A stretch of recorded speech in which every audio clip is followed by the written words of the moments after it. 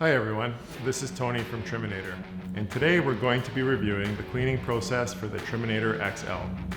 First off, it's important to understand when to clean. This depends on a number of different factors, such as the material you're trimming and the frequency of use. Temperature can also affect the cleaning interval. The warmer your trimming location, the stickier your buds, and the more frequently you'll need to stop. There are a few indicators to let you know when it's time to clean.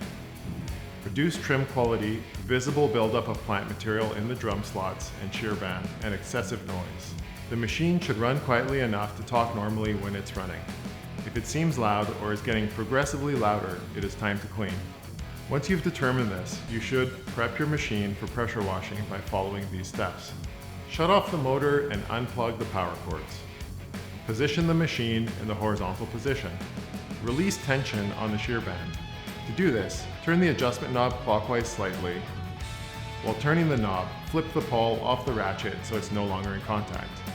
Once the pawl is no longer in contact, release the tension knob and the shear band will now hang freely within the trimmer. Okay, now that that's done, it's time to remove the drum. To remove the drum, loosen the two set screws on the drum retainers and slide them up and away from the drum.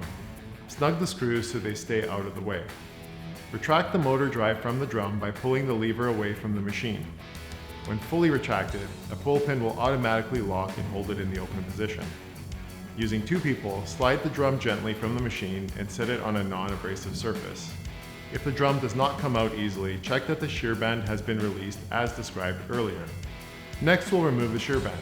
To do this, pull the shear band off the metal tabs which hold it in place. This can be difficult at first, but becomes easier over time. Once you have it removed, place the shear band on a non-abrasive surface. Now that the machine is fully disassembled, it's time to pressure wash. There are a few things to note before we get started on cleaning. For best results, use a hot water pressure washer. Take care not to damage the trimmer's finish by holding the nozzle excessively close to the machine, or by focusing the spray onto the control box.